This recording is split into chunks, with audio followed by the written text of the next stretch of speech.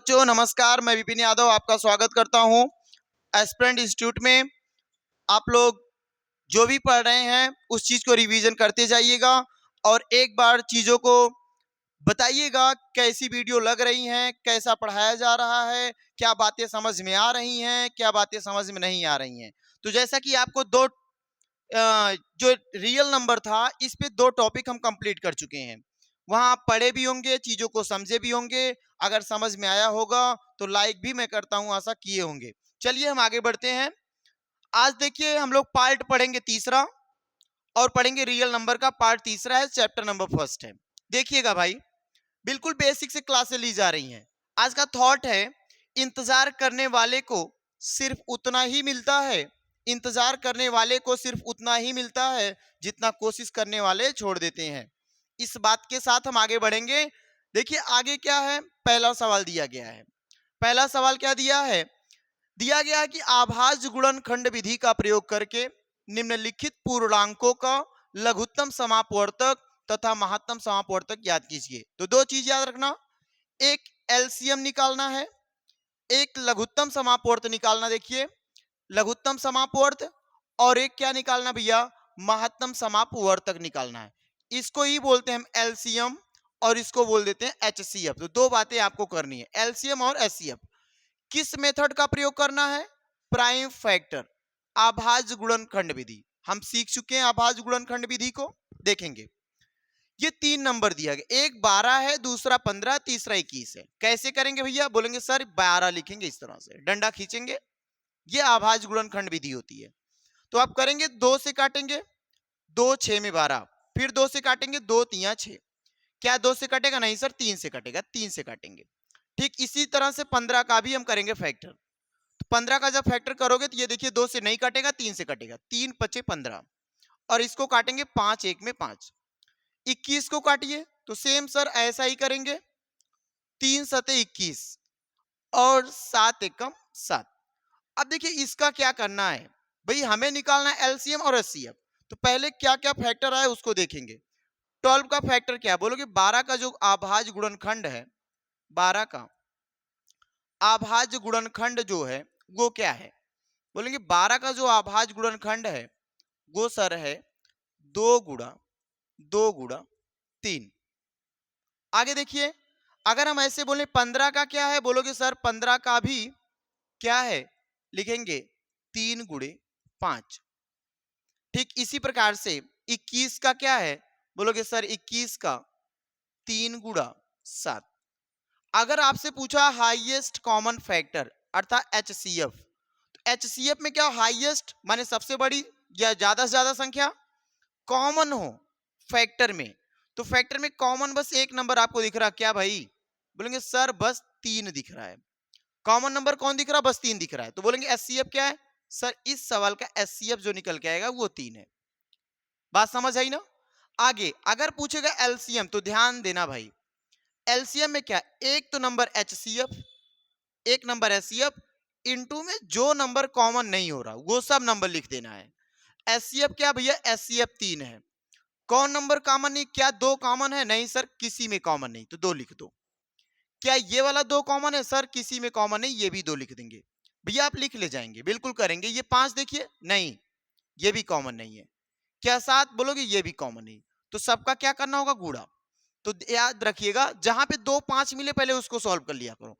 ये देखिए क्या, 2 5 10, ये क्या है 2 5 10, 3 दूना 6, 6 सते 42, 42 गुणे 10 करोगे तो क्या आंसर आएगा? 420। ये क्या होगा? आपका एलसीएम होगा। तो बात समझ आई? कर ले जाएंगे, बिल्कुल आराम से करेंगे। किस तरह से? इस तरह से हम प्राइम फैक्टर करेंगे चीजों का। प्राइम फैक्टर करने के बाद आभाज्य गुणनखंड जो है उसको सामने रखेंगे। एचसीएफ जो आएगा उसको हम कॉमन करेंगे, जो नंबर कॉमन होगा वो हमारा एचसीएफ है। एलसीएम क्या होगा? बोलोगे एलसीएम सर एचसीएफ और जो भी नंबर कॉमन नहीं हो रहा वो सब का मल्टीप्लाई करेंगे, गुणा करेंगे। तो एचसीएफ क्या था? 3। क्या 2 का कॉमन नहीं? यहां रखेंगे। फिर इस भी 2 का कॉमन नहीं है तो यहां रखेंगे। 5 कहीं नहीं मिला, फिर रखेंगे, 7 रखेंगे। इस तरह से गुणा करेंगे, 420 क्या आएगा? लघुत्तम समापवर्ती आएगा। चले अगले सवाल पे। देखिए अगले सवाल पे हम आते हैं, इस सवाल को फिनिश करके अगले सवाल पे आते हैं। अगला सवाल है, इस सवाल को पढ़िएगा। अगला सवाल दिया गया है, अभाज्य गुणनखंड विधि का प्रयोग करके, सेम सवाल वही देखो है, क्या कहा, फिर से कह दिया है एलसीएम बताओ और क्या कहा है महत्तम समापवर्तन एचसीएफ बताओ। कर जाओगे ना, अभी पिछला सवाल सेम करवाए थे। चलिए देखते हैं। एक नंबर देखो दिया है 17, दूसरा नंबर है 23 और तीसरा नंबर क्या भाई 29। कहोगे सर एक बात मुझे समझ आ रही है, आप तो पढ़ाए थे 25 नंबर अभाज्य पढ़ाए थे, तो उसमें से एक नंबर ये दिख रहा है। क्या ये 17 कैसा नंबर बोलोगे? 17 एक प्राइम नंबर, इसके फैक्टर होंगे? नहीं सर, यही खुद फैक्टर है।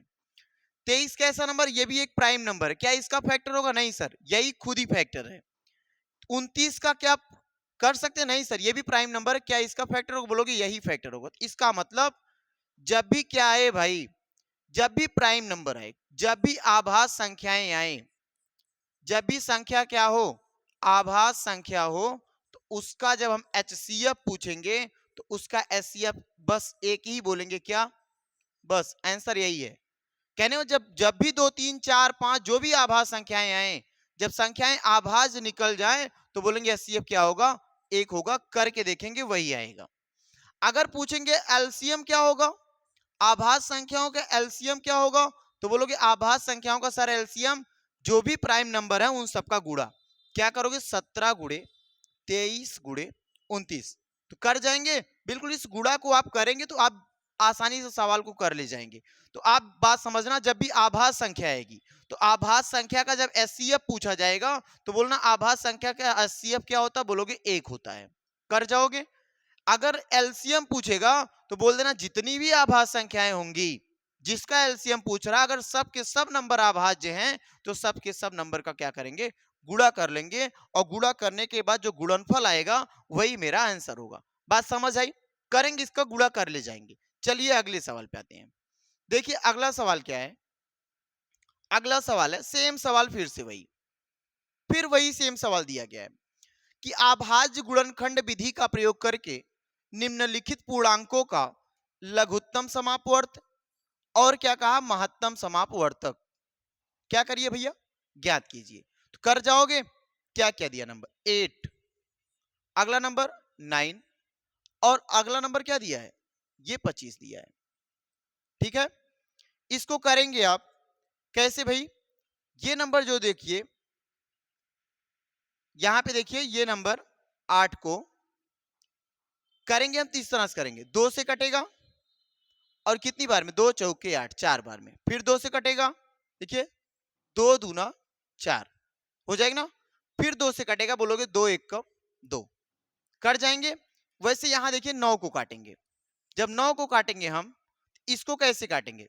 तो बोलोगे 3 से काटेंगे, 3 त्रिक का 9, फिर से काटेंगे तो 3 1 का 3, इस तरह से कर ले जाओगे। आगे क्या करोगे? 25 को भी ऐसे करेंगे। सर 25 को भी ऐसे करेंगे तो क्या हो जाएगा भैया? 5 पचे 25, और फिर इसी को काटेंगे 5 1 का 5, कर ले जाओगे ना? बिल्कुल सर करेंगे। देखिए फैक्टर पूछेंगे तो 8 का अभाज्य गुणनखंड क्या होगा? 8 का अभाज्य गुणनखंड, बोलेंगे 8 का जो अभाज्य गुणनखंड है वो हो जाएगा 2 गुणे 2 गुणे 2। आगे पूछेंगे 9 का अभाज्य गुणनखंड, तो बोलोगे 9 का अभाज्य गुणनखंड सर होगा 3 गुणे 3।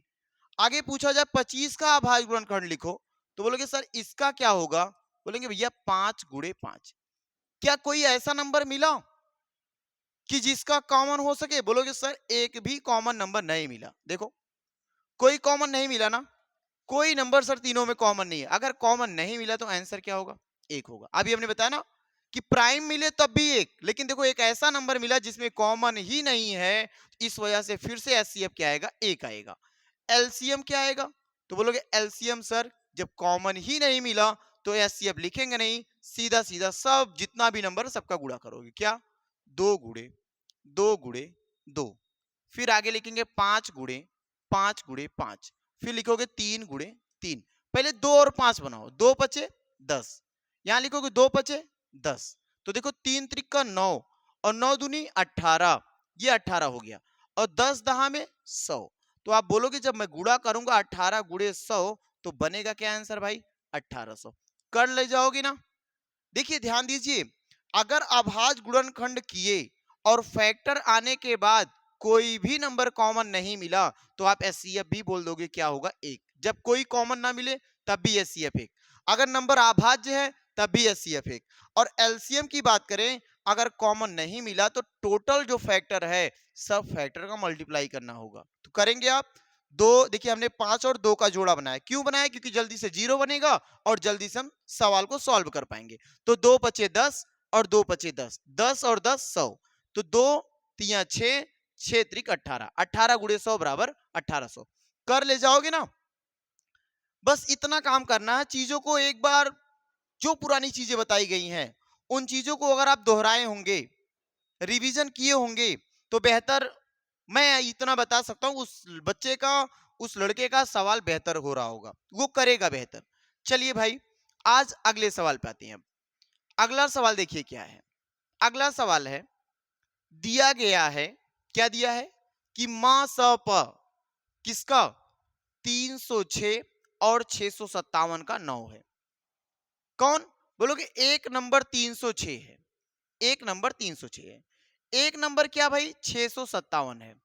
कहा ना इसका मासा, माने इन दोनों नंबर का, इन दोनों नंबर का, इन दोनों नंबर का एचसीएफ क्या दिया है? बोलोगे सर इन दोनों नंबर का एचसीएफ 9 दिया है।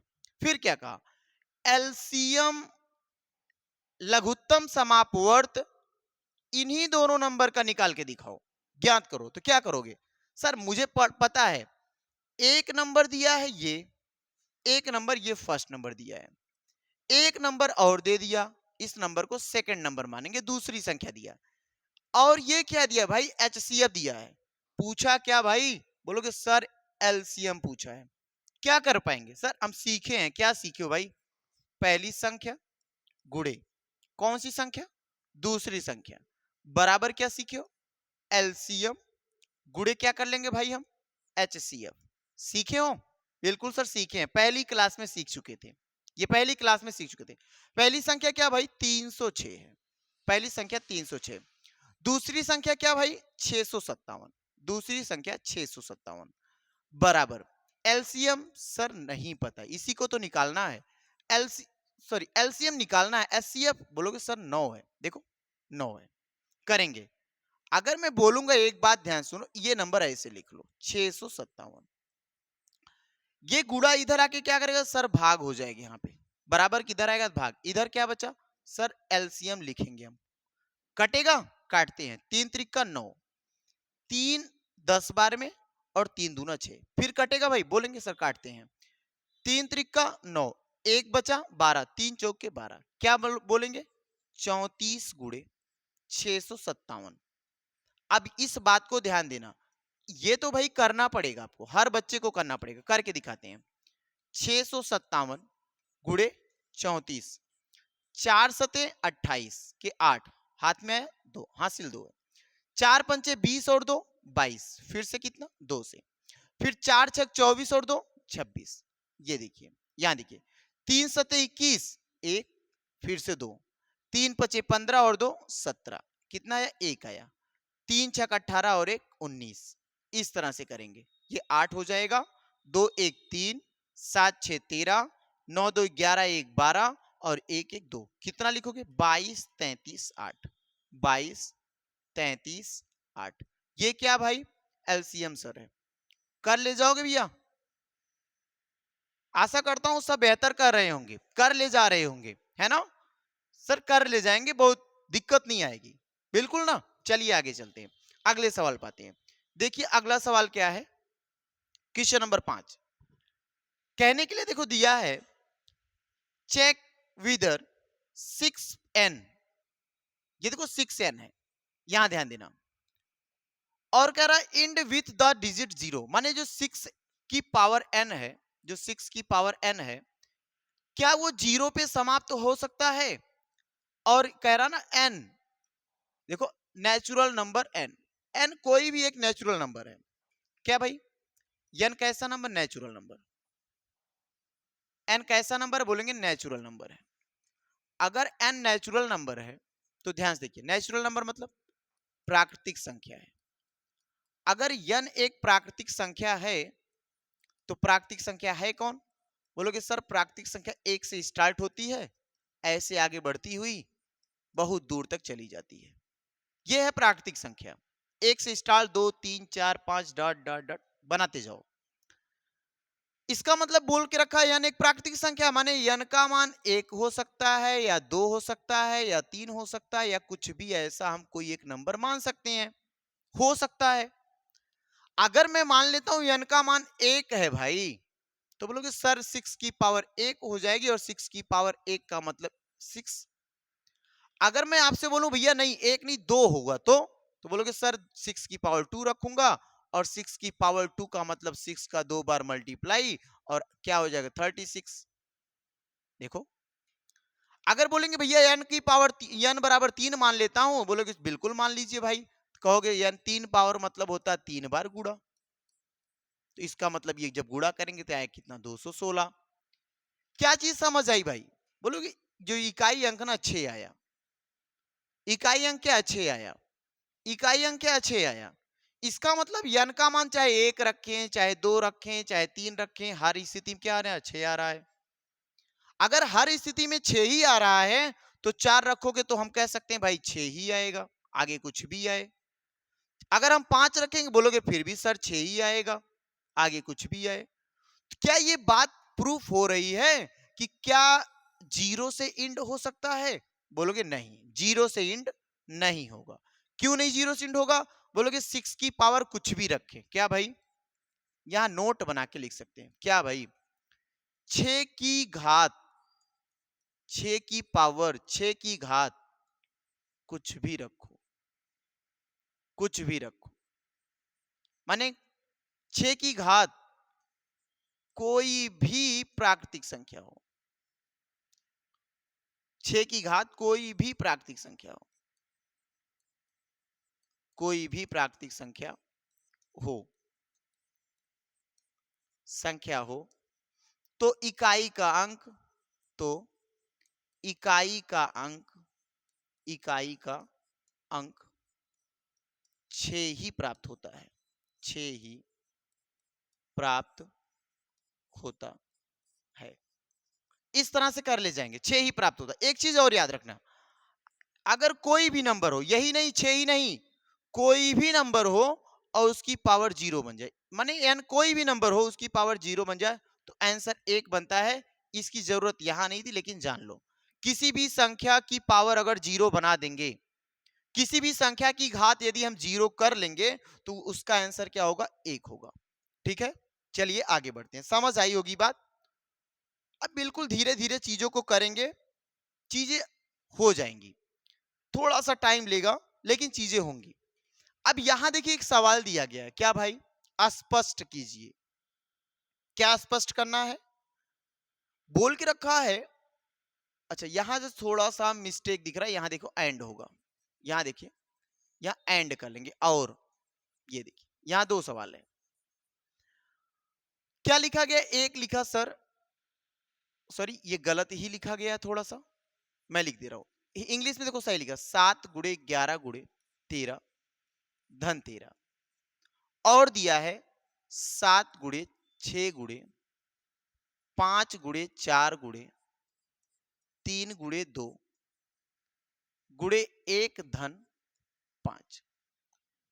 ये देखो थोड़ा सा मिस्टेक हुआ था, गलती हुई भाई, यहां इंग्लिश में सही लिखा गया है।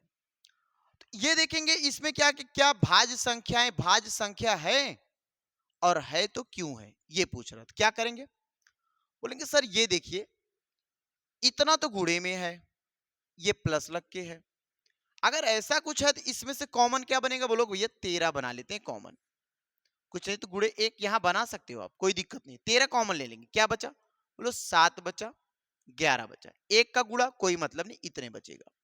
यहाँ पे 13 बाहर निकल गया तो बोलोगे 13 एक कम एक, प्लस का क्या बचा 1 बचा, है ना भाई। क्या करेंगे सर 13 आगे 11 सते 77 धन 1 हो गया, ये क्या हो जाए बोलोगे 78 हो गया। और आगे देखो भाई क्या गुड़े 13। अब ये बताएंगे क्या भाई अगर इसको और भी मैं तोड़ के थोड़ा सा बड़ा करूं तो बोलोगे 13 13 छक 78, 13 तिया 39 39 दूना 78, और आगे ये वाला 13, ये कुछ इसका क्या है, बोलेंगे ये इसका गुणनखंड है, ये इसका गुणनखंड है ना। संख्या भाज्य क्यों है, बोलेंगे ये वाली संख्या भाज्य क्यों है, बोलेंगे जिसके एक और एक से ज्यादा गुणनखंड हो। मैंने बताया ना, जैसे 13 ले लेते हैं, देखो 13 लेते हैं, 13 कितने गुणनखंड, बोलोगे सर एक है 13 है।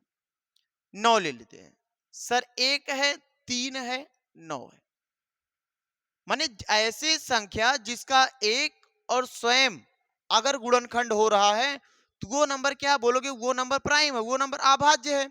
जबकि जिस संख्या का एक और स्वयं को छोड़ के कोई और भी संख्या काट रही हो तो वो नंबर कैसा नंबर कहलाएगा, भाज्य संख्या। तो क्या ये भाज्य है, बोलोगे सर बिल्कुल भाज्य, ये नंबर तो बिल्कुल भाज्य, क्योंकि इसमें 4 दो बार 13 है, एक बार 3 है, एक बार 2, इसके फैक्टर एक और खुद से ज्यादा है। इसका मतलब ये नंबर क्या है, ये नंबर क्या है भाई, ये नंबर भाज्य है। ये नंबर क्या है, भाज्य है। बिल्कुल देखो यहाँ पे, देखो यहाँ देखिए, क्या ऐसा कुछ यहाँ करेंगे सर, यहां से यहां देखिए गुणा है, यहां से यहां गुणा है, ये क्या सर प्लस में है, क्या इसमें 5 दिखा, हाँ सर 5, अगर 5 नहीं हो तो सवाल लगता, नहीं लगा पाते सर, फिर हम नहीं लगा पाते। 5 बाहर ले लो, यहां क्या बचेगा, बोलोगे 7 गुणे 6, एक बचा होगा, एक से गुणा कोई मतलब नहीं, वही नंबर आएगा। 3 गुणा 2 गुणे एक का यहाँ पे कोई मतलब नहीं, लिख दे रहा हूं कोई मतलब नहीं, यहाँ पे क्या बचा एक। अब देखिए ध्यान से, गुणा करना पड़ेगा, 7 6 में 42, यहाँ देखिए 4 तिया 12, 12 दूनी 24 और धन का 1, और इधर क्या बचा 5, इन दोनों का गुणा करिए। ये जब गुणा करोगे 42 गुणे 24, देखिए तो करेंगे 4 दूनी 8, 4 चौक के 16, 2 दूना 4, 2 चौक के 8, क्या बना 8 6 4 10, 8 1 9 और 1 10। इतने का आंसर क्या है, बोलो भैया, इतने का हो गया 1008, धन का 1। अब ये करेंगे फिर देखो हो जाएगा 5, तो ये कितना होगा, बोलोगे ये 9 हो गया, 1009 गुणे 5। अब बताओ क्या इसके फैक्टर हो सकते हैं, बोले बिल्कुल सर, इसको भी तोड़ेंगे तो इसका भी फैक्टर होगा, अगर इसका भी फैक्टर होगा इसका मतलब क्या ये नंबर भाज्य है, बोलेंगे जी बिल्कुल, ये भी नंबर क्या है, ये भी नंबर भाज्य है, ये भी संख्या क्या है, ये भी एक भाज्य संख्या। क्यों है, क्योंकि इसके जो खंड हैं या इसके जो अभाज्य गुणनखंड हैं उसकी संख्या एक और स्वयं को छोड़ के और भी हैं, इस वजह से ये नंबर क्या है, भाज्य है। कर ले जाएंगे, बिल्कुल। आगे देखिए अगला सवाल, अगला सवाल आते हैं अगले सवाल पे।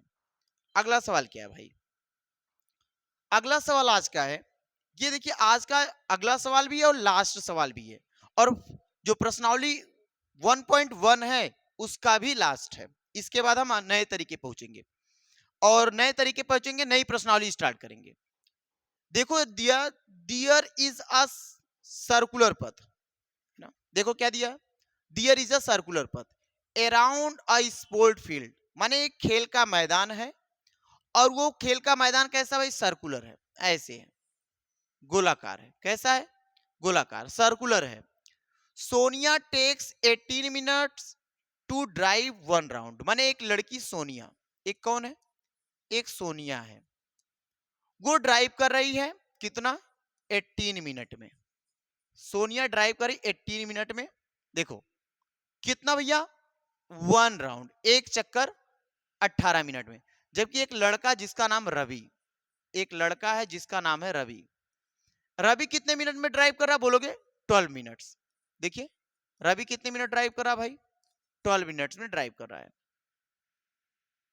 रवि कितने मिनट में, 12 मिनट में। अब बोल रहा दोनों, देखिए for the same suppose they both start at the, माने वो लोग एक निश्चित समय पे टाइम या एक निश्चित टाइम पे चलना स्टार्ट किए या सेम टाइम पे चलना प्रारंभ किए थे।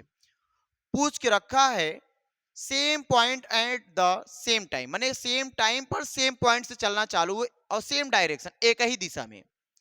आफ्टर हाउ मेनी मिनट्स, वो कितने मिनट के बाद, दे मीट अगेन, एक दूसरे से मिलेंगे स्टार्टिंग पॉइंट, प्रारंभिक बिंदु पर।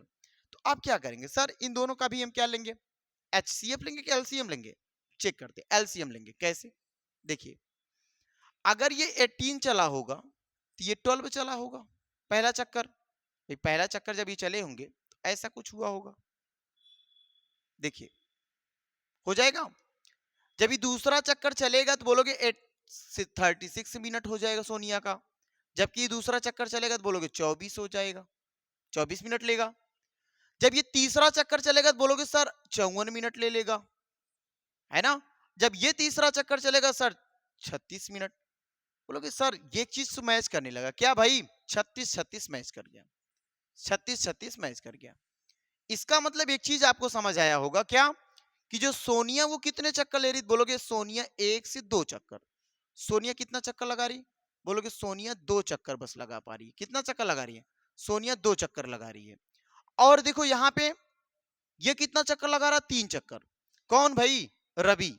रवि कितना चक्कर लगा रहा, सर रवि 3 चक्कर लगा लेगा। रवि कितना चक्कर लगा लेगा, रवि 3 चक्कर लगा लेगा। तो एक चीज याद रखना, सेम पॉइंट पे मिलेंगे कब, बोलेंगे सेम पॉइंट पे ये मिलेगा 36 मिनट पे, माने दोनों 36 मिनट पे मिल जाएंगे। दोनों किस मिनट में मिलेंगे, 36 मिनट पे। ये दूसरा चक्कर पूरा करेगा तो ये तीसरा चक्कर पूरा करेगा, लेकिन दोनों कितने मिनट मिलेंगे, बोला ना कितने मिनट मिलेंगे, तो आंसर होगा 36 मिनट में दोनों क्या हो जाएंगे, मिल जाएंगे। लग जाएगा सवाल। बस आज इतना ही पढ़ाएंगे।